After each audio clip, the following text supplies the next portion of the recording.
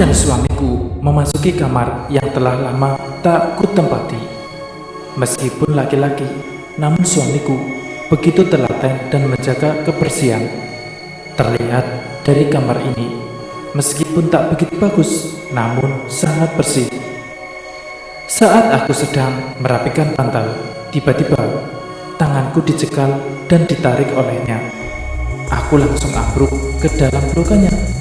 Aroma tebu yang sama saat aku akan pergi merantau. Aku rindu aroma ini. Tak lama, kami pun menuntaskan hasrat yang telah lama terpendam. Aku berusaha memberikan servis terbaik untuk suamiku, berbekal dari arahan Sarah yang mengajarkanku menjadi wanita binal untuk suamiku. Aku tersenyum puas melihat suamiku begitu menikmati. Aku tak peduli suara dipan yang berderit kencang, yang penting suamiku terpuaskan. Assalamualaikum warahmatullahi wabarakatuh. Selamat datang di channel Bersorot.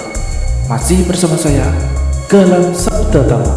Pada kesempatan kali ini, saya akan membawakan sebuah cerita dari tulisan Moms Gibran Ayamibowo. Cerita ini berjudul Telung. Terinspirasi dari kisah nyata. Dikasih bumbu sedikit, gak banyak, beneran deh gak bohong. Kalau percaya, kita langsung saja simak ceritanya. Aku adalah ibu rumah tangga berumur 30 tahun dengan 2 orang anak. Si sulung yang bernama Lala berusia 14 tahun dan si bungsu Andi yang baru berumur 3 tahun. Keseharianku sama seperti ibu-ibu pada umumnya. Namun, karena aku belum mempunyai tempat berteduh, aku beserta keluarga kecilku menetap di rumah ibuku. Rumah ini adalah rumah dari suami ibu. Ibu dan ayahku sudah lama berpisah sejak aku masih kanak-kanak. Dari perkawinan mereka, aku mempunyai adik perempuan bernama Safitri. Usia kami terpaut 5 tahun. Semua berjalan baik-baik saja hingga kami dewasa. Namun semua berubah tatkala Safitri mengetahui bahwa aku adalah kakak tirinya. Ada jarak yang terlihat di antara kita. Sampai aku menikah dan mempunyai anak pun, sikapnya tetap dingin. Bahkan sindiran demi sindiran adikku layakkan untukku karena aku masih menumpang di rumah itu. Rasa pedih ku simpan dalam-dalam, mengingat suamiku hanya kuli bangunan yang akan bekerja jika diperlukan. Aku tak tega untuk meminta lebih. Hingga suatu ketika, seorang teman yang bekerja di ibu kota menawarkan aku untuk bekerja di ibu kota bersamanya. Kamu ikut aku aja, Mir. Kerjanya cuma bersih-bersih, seperti nyapu, ngepel. Gajinya sih kecil, tapi uang tipnya yang lumayan. Dengan antusias, Marni menjelaskan pekerjaannya. Sebentar, kamu bilang ada tipnya. Kok jadi pembantu ada uang tipnya sih? Amira heran.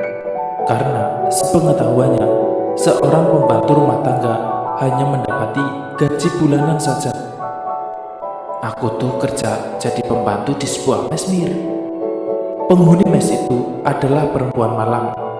Mereka kan kerja malam pulang pagi atau siang. Jadi kalau mereka lapar atau memerlukan tenaga kita untuk sekedar membelikan makanan atau mencuci bajunya, pasti mereka akan kasih kita upah. Karena mereka semua dapat duitnya dengan mudah, jadi tidak segan-segan memberi banyak rupiah untuk kita. Setengah berbisik, Marni menjelaskan, takut ada yang mendengarkan. Oh, nanti aku pikir-pikir dulu ya. Ya sudah, tapi jangan kelamaan mikirnya. Kalau kamu mau, nanti berangkat sama aku. Soal ongkos tenang aja, tak bayarin. Sebenarnya aku pun ingin menghasilkan rupiah untuk keluarga kecilku, untuk sekedar menambah uang belanja. Tapi sepertinya aku tidak tega meninggalkan kedua anakku. Jika aku hanya diam berdiri begini saja, Mau sampai kapan aku menumpang? Hingga di suatu malam sebelum tidur, aku mengutarakan niatku pada suamiku. Kujelaskan dengan hati-hati, takut suamiku tersinggung atas ucapanku. Jangan sampai ia berpikir bahwa ia adalah suami yang gagal. Suamiku adalah orang yang baik dan lembut serta penyayang. Hanya saja rezeki kami masih pas-pasan. Namun suamiku tak patah semangat. Pekerjaan apapun akan ia lakukan. "Kamu yakin, Di, mau merantau?" tanya suamiku meyakinkan. "Iya, Mas. Aku pengen kerja dan nabung buat bikin rumah." "Kalau itu sudah menjadi keinginanmu, silakan. Biar anak-anak sama Mas." Hari keberangkatan pun tiba. Meski berat, aku harus kuat. Tetes air mata Lala dan Andi turut mengiringi langkah ini. Sejak aku mengutarakan niatku, sejak itu pula aku dan suamiku membujuk anak-anakku untuk mau aku tinggal merantau. Meskipun bibir mungil mereka mengatakan iya, tapi sebagai seorang ibu, aku yakin mereka tidak sepenuhnya merelakan aku pergi. "Tenang, Nak. Jarak ini hanya sementara. Ini semua demi kebaikan kita."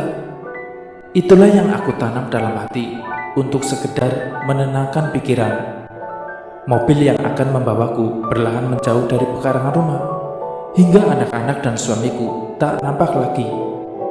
Marni yang duduk di sampingku sejak tadi sibuk memainkan handphone miliknya. Karena perjalanan kami masih sangat jauh, aku pun memilih untuk tidur. Entah sudah berapa lama aku tertidur. Saat membuka kelopak mata, aku dibuat kagum oleh pemandangan di hadapanku kini. Gedung-gedung tinggi pencakar langit berbaris rapi. Mobil-mobil mewah nampak berlalu lalang. Berbagai macam ruko berjejer sepanjang jalan. Hingga mobil yang aku tumpangi masuk ke sebuah area ruko dan berhenti tepat di bangunan paling ujung. "Nah, kita sudah sampai. Ayo turun." Aku dan Marni turun, sedangkan sopir mobil itu membuka bagasi, lalu mengeluarkan barang bawaan kami. "Ini ongkosnya, Pak. Untuk kami berdua ya." Marni memberikan 5 lembar pecahan 100 ribuan untuk sang sopir. "Makasih, Neng. Bapak jalan dulu. Mau antar penumpang yang lain? Kalau mau pulang atau berangkat, hubungi saja saya," ucap Pak supir travel. "Siap, Pak." Mobil yang tak begitu besar itu pun kembali melaju melanjutkan perjalanannya. "Ayo masuk." Kami berdua pun masuk ke ruko tersebut. Bagian depan ada meja panjang dan tampak seorang wanita di belakang meja itu tersenyum kepadaku. "Aduh, yang habis pulang kampung. Mana nih oleh-olehnya?" Ledek perempuan itu yang sepertinya sudah sangat akrab dengan Marni. "Mbak Anggi, sabar toh, tak bongkar dulu. Sama mau ngenalin ini temanku ke Bu Bos," ucap Marni pada Mbak Anggi yang baru ku ketahui namanya. Aku pun mengulurkan tanganku dan memperkenalkan diri. Setelah sedikit berbasa-basi sebentar dengan Mbak Anggi, kami pun masuk dan menaiki setiap anak tangga. Terlihat berjejer rapi pintu-pintu kamar itu dengan kamar mandi di setiap pojoknya. Kalau siang memang sepi, soalnya dipakai untuk tidur. Kalau sudah sore, baru mereka ramai pada ke kamar mandi. Nah, maghrib nanti ada mobil khusus yang akan mengantarkan mereka ke tempat kerjanya masing-masing. Marni pun menjelaskan saat sudah berada di kamar. Aku dan Marni menempati lantai 4 paling atas dekat tempat jemuran. "Kamu istirahat dulu aja.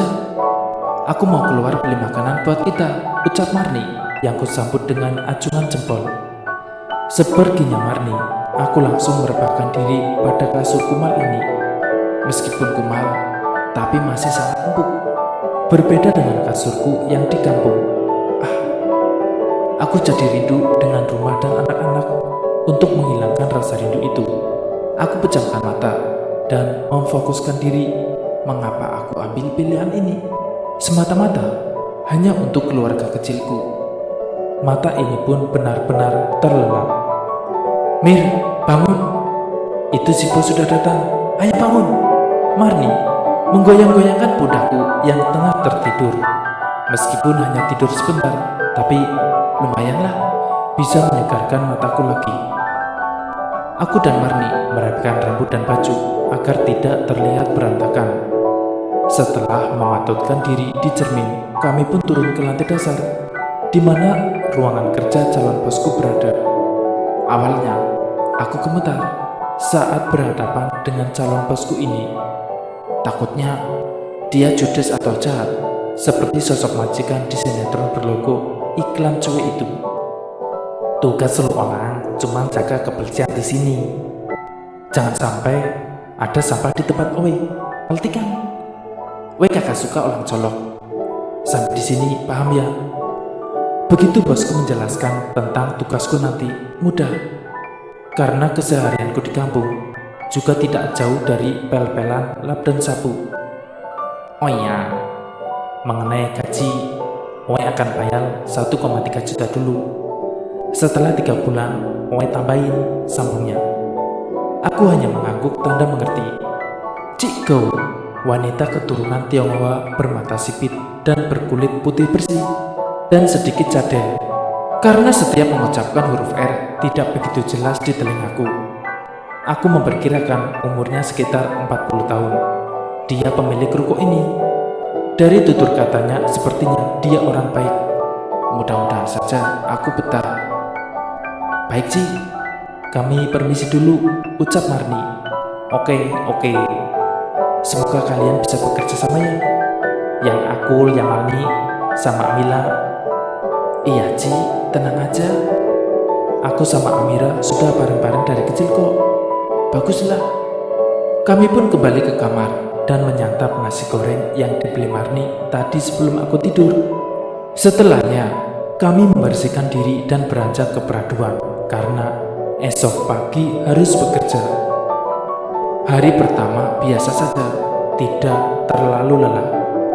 Aku yang menyapu dari lantai 3 hingga lantai dasar, sedangkan Marni yang mengepel. Di setiap lantai memiliki 8 kamar dan 2 kamar mandi.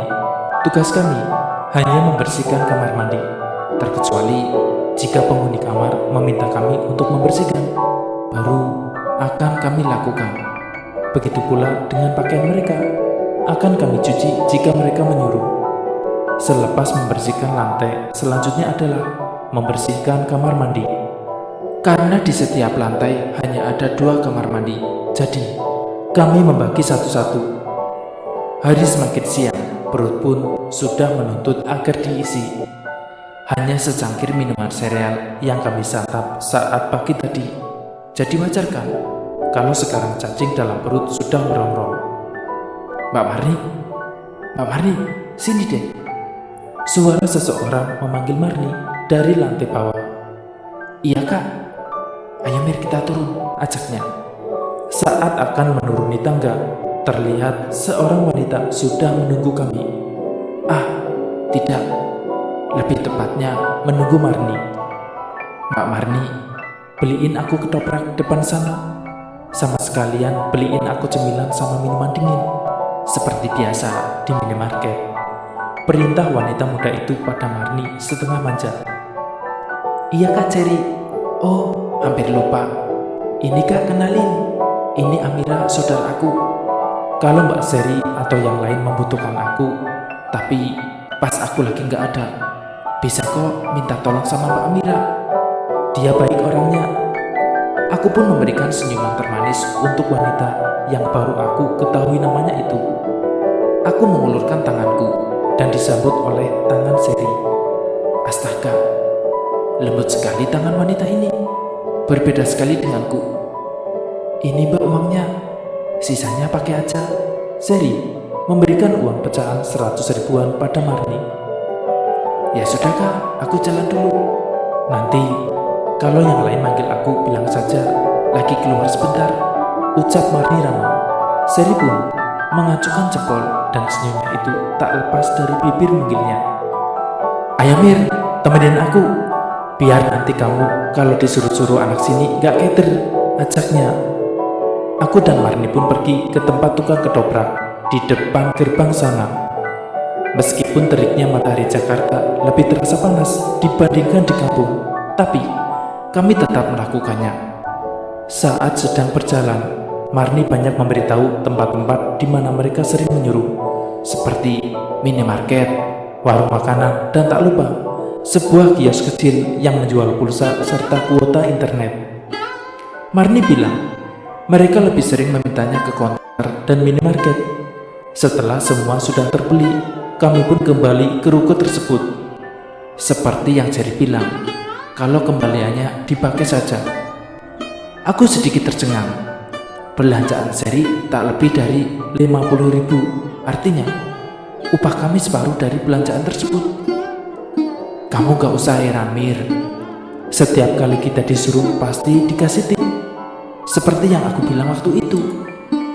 Karena kita jalan berdua, ini aku bagi 2 ya. Begitu penjelasan Marni. Mbak Marni. Suara wanita kembali berteriak memanggil Marni. Iya kak. Lagi kami pun turun bersama.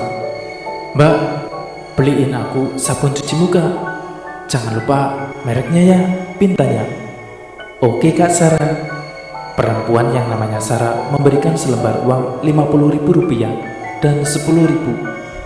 Nah, kamu dengarkan. Ayo gantian kamu yang beli di minimarket sana yang aku tunjukkan tadi, ucap Marni. Aku pun menuruti. Sepulangnya, langsung aku berikan pada wanita cantik bernama Sarah itu. Lagi-lagi, sisa uang tadi diberikan padaku. Alhamdulillah. Udah Mir, tanya Marni setelah aku kembali ke kamar. Turun lagi yuk. Aku kenalin kamu sama anak-anak sini, sambungnya. Aku pun menuruti. Di setiap kamar, Marni dengan telaten mengetuk pintu dan mengenalkanku pada setiap penghuni kamar, yang keseluruhannya adalah perempuan muda dan semuanya cantik-cantik. Mereka semua ramah terhadap Marni, dan semoga saja denganku juga begitu. Saat sore, mereka akan sibuk untuk mempersiapkan diri. Terlihat dari mereka yang hilir mudik ke kamar mandi. Setelah lengah, aku dan Marni akan sigap membersihkan kamar mandi tersebut. Tak terasa, waktu sudah menunjukkan pukul 5 sore. Satu persatu mereka pun keluar dari kamar mereka masing-masing. Aku terkesima, sekaligus merasa malu sendiri. Terkesima akan kecantikan dan kemolekan mereka, dan malu karena mereka berpakaian sangat minim. Sebagai perempuan, aku merasa kaumku sangat rendah. Dengan bangganya, mereka mempertontonkan aurat mereka, bahkan rela dijamah demi uang. Ah, sudahlah, itu bukan urusanku. Sejak Marni mengenalkan aku pada mereka, setiap kali mereka membutuhkan, pasti akan memanggilku jika Marni sedang disuruh yang lain. Dari membelikan sesuatu hingga mencucikan baju mereka dan membersihkan kamar mereka. Lembar demi lembar rupiah aku terima setelah aku membantu mereka. Lalu kumasukkan dalam kaleng bekas. Uang kebutuhan perut ditanggung oleh cikgu dengan memberikan nasi bungkus atau nasi kotak saat jam makan siang dan makan malam. Untuk paginya, kami biasa menyantap minuman sereal atau kopi, ditemani sepotong roti yang kami beli saat disuruh anak-anak ke minimarket. Hari berganti minggu, minggu berganti bulan, hingga saat kami menerima gaji. Aku bersyukur atas hasil jerih payahku sebulan ini. Saat mandek mata melirik kaleng tempat di mana aku mengumpulkan uang tip sebulan yang lalu, aku ambil. Lalu aku buka dan menghitung isinya. Barokallah, hampir 800.000 isi kaleng itu. Lalu kusatukan dengan gajiku. Marni, aku minta tolong kirimin ini ke suamiku ya, pintaku pada Marni. Karena yang aku tahu, ia juga rutin mengirimkan uang pada orang tuanya. Gajiku aku berikan pada anak-anak dan suamiku untuk mencukupi kebutuhan mereka. Sedangkan uang tip ini aku simpan. Siap deh. Gimana? Betah kan kamu? Betah kok. Hari-hari ku lalui seperti biasa. Hingga tak terasa, aku mulai akrab dengan mereka. Saat salah satu dari mereka sedang libur, maka tak segan mereka memintaku untuk menemaninya. Mereka semua baik serta ramah. Aku dan Marni betul-betul menikmati pekerjaan ringan ini. Aku tidak memikirkan uang yang aku terima dari mereka halal atau haram. Yang aku tahu, aku akan mendapatkan uang mereka setelah aku melakukan sesuatu. Mereka mendapatkan uang dengan menjual selangkangan, sedangkan aku hanya pembantu mereka saja. Itu artinya uang yang aku dapat halal kan? Entahlah, sebulan, 2 bulan, 3 bulan telah kujalani dengan sukacita. Anak-anakku juga rutin aku kirimi uang. Hingga bulan keempat, aku memutuskan untuk membeli handphone agar komunikasiku dengan keluarga menjadi lebih gampang, dan juga agar mereka yang membutuhkan tenagaku tak perlu berteriak memanggilku. Di antara banyaknya anak-anak ruko, aku paling dekat dengan Sarah. Sarah yang berusia 19 tahun, namun berperawakan tinggi, putih langsing, akan tampak berusia lebih dari itu. Perempuan asal Majalengka itu bercerita awal kisahnya hingga ia sampai di tempat ini. Ia juga bercerita kalau ia memiliki musuh di sini. Namun ia selalu berusaha untuk tidak terlihat sedang bersitegang dengan siapapun. Ia biasa saja. Menurut cerita Sarah, itu semua berawal dari ketika ia baru datang di tempat ini dan langsung menjadi primadona. Otomatis, pelanggan yang lain perlahan hilang dan pelanggan Sarah yang semakin banyak. Menurutku, itu sih sah-sah saja. Barang baru pasti selalu diminati, bukan? Dan itu yang terjadi pada Sarah. Sedangkan aku sama sekali tidak ingin menghakimi mereka. Biarlah mereka dengan jalan hidup mereka masing-masing. Meskipun aku tahu kalau menjual diri adalah dosa besar, namun biarlah. Tak terasa hari raya akan segera tiba. Tak sabar rasanya ingin bersua dengan anak-anak tersayang dan suamiku tercinta. Baju baru sudah ada untuk mereka. Tak lupa juga untuk ibu dan ayah tiriku. Sebelum mudik, malamnya aku menghitung total uang tip yang selama ini aku kumpulkan. Dibantu oleh Marni, kami pun mulai menghitung. Total uang tip aku mencapai Rp14.205.000. Alhamdulillah wa syukurillah. Hebat kamu, Mir, bisa tahan godaan, ledeknya. Aku kayak gini kan juga buat anak-anak, belaku.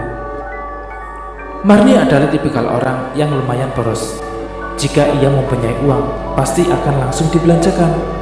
Entah itu pakaian, makanan, atau sekedar jalan-jalan saat kami libur. Iya, sebulan sekali kami akan diberikan jatah libur oleh Cikau. Namun aku tidak tertarik. Aku lebih suka menemani mereka dan mendapatkan uang. Mudik pun tiba dan selama 6 jam aku menempuh perjalanan menuju kampung halaman bersama Marni dengan menggunakan mobil travel yang sama saat aku berangkat. Sesampainya di rumah, aku disambut haru oleh anak-anakku yang semakin besar. Kutatap raut suamiku. Aku tahu ada kerinduan yang mendalam dalam hatinya. Malamnya, setelah bercengkrama dengan keluarga, aku meminta anak-anak untuk tidur di kamarnya. Begitupun denganku. Aku dan suami memasuki kamar yang telah lama tidak kutempati. Meskipun laki-laki, namun suamiku dengan telaten menjaga kebersihan. Terlihat dari kamar ini, meskipun tidak begitu bagus namun bersih. Saat aku sedang merapikan bantal, tiba-tiba tanganku dicekal suamiku dan ditarik olehnya. Aku langsung ambruk ke dalam pelukannya. Aroma tubuh yang sama saat aku akan pergi merantau. Aku rindu aroma ini. Tak lama, kami pun menuntaskan hasrat yang lama terpendam. Aku berusaha memberikan servis terbaik untuk suamiku. Berbekal dari arahan Sarah yang mengajarkanku, aku menjadi wanita binal untuk suamiku. Aku tersenyum puas melihat suamiku begitu menikmati. Aku tak peduli suara dipan yang berderit kencang, yang penting suamiku terpuaskan. Setelah permainan kami selesai, suamiku memberikan amplop coklat yang tebal. Setelah aku buka, terdapat uang bertumpuk di dalamnya. Suamiku bercerita jika ia tidak menggunakan uang kirimanku setiap bulan. Untuk kebutuhan sehari-hari, suamiku menggunakan hasil kerja kerasnya di kampung hingga uangku utuh. Aku pun menceritakan uang tip yang aku simpan itu. Dan dengan kesepakatan bersama, uang hasil aku merantau akan kami belanjakan material untuk membangun rumah idaman kami di atas tanah warisan orang tua suamiku. Aku beruntung memiliki suami macam dia. Terima kasih Tuhan. Cuti lebaran pun habis, itu artinya aku harus kembali meninggalkan keluargaku. Namun tak apa, aku harus lebih semangat lagi untuk mengumpulkan dana lebih banyak agar rumah yang kami inginkan segera berdiri. Dengan berbekal keinginan yang kuat, aku melangkah dengan mantap, menginjakkan kaki di ibu kota kembali. Kali ini, aku berangkat sendirian karena Marni sedang tidak enak badan. Ia berjanji akan menyusul setelah kesehatannya membaik. Sepanjang perjalanan yang membosankan, aku bergunakan untuk tidur dan sesekali memainkan handphone di tangan. Bekal di badan jangan ditanya lagi. Akhirnya sampailah aku di tempat ini. Keadaan masih pagi dan sepi. Aku memasuki ruko ini disambut Mbak Anggi yang berada di belakang meja panjang itu. Karena aku sudah sangat lelah, aku pun pamit pada Mbak Anggi untuk masuk ke kamarku. Dengan hati-hati, aku menapaki anak tangga. Takut anak-anak ruko terganggu tidurnya oleh hentakan kakiku. Saat sampai di lantai 3, di mana kamar Sarah berada, aku teringat akan pesannya yang minta dibawakan oleh-oleh. Aku lihat pintu kamarnya sedikit terbuka. Aku hampiri saja, pasti dia sudah bangun. Sengaja aku pelankan langkah agar tidak tahu kalau aku sudah kembali. Betapa terkejutnya aku melihat pemandangan di balik pintu kamar itu. Darah berceceran di mana-mana. Ada seseorang berjaket hitam dengan penutup kepala sedang jongkok membelakangiku. Mataku tertuju pada seseorang yang terlentang dengan bersimbah darah di hadapan seorang yang tengah berjongkok itu. Badanku luruh ke lantai seketika saat mengetahui siapa sosok yang terkapar itu. Sarah, ucapku tanpa suara. Suaraku tercekat di tenggorokan, tak mampu berucap. Air mataku mengalir dengan derasnya. Sementara itu, sosok yang berjongkok itu belum juga menyadari kehadiranku. Perlahan aku bangkit. Susah payah aku berusaha berdiri. Ingin sekali untuk berlari, tapi kaki ini terasa tidak bertulang. Saat tubuh ini sudah sepenuhnya berdiri, tiba-tiba seseorang itu berdiri dan berjalan cepat ke arahku. Karena aku sudah dikuasai oleh ketakutan, aku pasrah ketika seseorang itu menarikku ke dalam kamar Sarah. Jangan sampai lu buka suara. Kalau ada orang lain tahu, lu orang pertama yang akan aku cari. Ingat itu, ancam seseorang berjaket hitam itu yang ternyata adalah seorang perempuan. Aku pernah melihatnya beberapa kali saat membersihkan lantai 2. Tunggu, dia adalah Anggun, orang yang merasa tersaingi oleh Sarah. Tangan Anggun dibalut sarung tangan hitam dan masih menggenggam pisau lalu diarahkan ke leherku. Aku takut. Aku harus bagaimana? Aku tidak bisa gegabah. Ada anak dan suami yang menungguku di kampung. Akhirnya, aku anggukan kepala bertanda aku menyetujui perkataan Anggun. Kamu boleh berteriak saat aku sudah pergi dari kamar ini. Dan ingat, Jika ada yang tahu akulah pembunuh wanita sialan ini, kamulah yang akan aku cari, ucap Anggun seraya berlalu dan meraih kantung plastik di samping pintu. Dilepaskannya sarung tangan beserta sepatu ketsnya, lalu dimasukkan ke dalam kantung plastik tersebut. Ya Allah, Sarah, tangisku akhirnya pecah. Inilah awal petaka untukku. Tolong! Tolong! Teriakku semakin kencang. Aku memangku kepala Sarah dan terus menekan bagian perut Sarah untuk menahan darah yang semakin deras. Astaga, apa yang terjadi, Mbak? Tanya Nadia, penghuni kamar sebelah Sarah. Gak tahu, Kak. Aku masuk sudah seperti ini. Tolong. Aku terpaksa berbaur. Tak lama kemudian, penghuni yang lain juga berhamburan keluar untuk melihat apa yang terjadi. Sementara aku terus menangis. Begitupun Mbak Anggi, ia datang. Ia langsung menghampiriku dan memapah tubuhku untuk menjauh dari tubuh Sarah yang semakin pucat. Mbak tahu apa yang terjadi? Mbak Anggi bertanya padaku. Aku hanya menggeleng lemah. Semua kembali ke kamar masing-masing. Masalah ini biar polisi yang menangani, ucap Mbak Anggi pada mereka. Aku lihat beberapa ikut menangis dan ada juga yang biasa saja. Halo Ci, ada pembunuhan di lantai 3. Terlihat Mbak Anggi menghubungi Cik Go. Baik, segera ya Ci. Tak lama hubungan terputus. Sekarang kita tunggu Cik Go dan polisi. Kemungkinan Mbak akan jadi saksi kunci. Jika polisinya bertanya sesuatu, jawablah sesuai dengan yang Mbak tahu. Tak lama beberapa selang, polisi datang dan disusul oleh Cik Go di belakangnya. Kami dimintai keterangan dan untuk menjauh dari TKP. Salah satu polisi tampak memeriksa urat nadi Mbak Sarah, lalu menggeleng kepala pada yang lainnya. Seketika, Sarah dimasukkan ke dalam kantong jenazah berwarna oranye itu. Seorang polisi menghampiriku yang tengah berdiri bersama Mbak Anggi. Siapa orang yang pertama mengetahui kejadian ini? Tanya polisi dengan nentek Sujatmiko padaku. Saya Pak, jawabku. Baik, bersiaplah. Anda akan kami bawa untuk dimintai keterangan, kata Pak Sujatmiko. Kamu jangan takut, akan saya temani. Buat kamu Anggi, jika ada pers yang datang atau siapapun yang akan meliput kejadian ini, jangan kamu kasih masuk. Baik Ci. Mayat Sarah sudah dibawa ke ambulans. Beberapa polisi masih menyelidiki kamar Sarah. Sementara aku akan bersiap diri, pikiranku tertuju pada ancaman Anggun.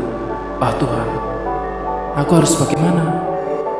Aku adalah tipikal orang yang tidak bisa berbohong. Jikapun dipaksakan agar sangat kentara, entahlah. Semoga semuanya baik-baik saja. Nasib macam apa yang membawaku pada keadaan seperti ini? Jika saja aku berangkat menunggu Marni sehat, mungkin ini tidak akan terjadi. Bersama dengan Cikau, kami menuju kantor polisi setempat menggunakan mobil polisi. Ada rasa takut, namun aku harus berbohong untuk keselamatanku juga. Sesampainya di sana, aku dipersilakan untuk masuk dan duduk berhadapan dengan polisi wanita bernama Seruni Wijaya. Sementara Ciku menunggu di luar. Dia menanyakan bagaimana kronologi aku bisa di kamar tersebut dan lain sebagainya. Aku pun menjawab pertanyaan tersebut apa adanya. Namun ada satu hal yang aku rahasiakan, yaitu si pembunuh Sarah. Tak lama, seorang polisi laki-laki datang memberikan map pada polisi wanita di hadapanku. Sekilas, ia nampak membaca isi map tersebut. Dia sekali lagi menanyakan apakah aku mengetahui pelakunya. Dan sekali lagi juga aku harus berbohong. Aku tidak tahu apakah mereka mempercayaiku atau tidak. Poluan bertubuh agak gemuk itu bangkit dari duduknya, lalu mendekatiku perlahan. Dia meletakkan kotak kecil berwarna hitam di hadapanku.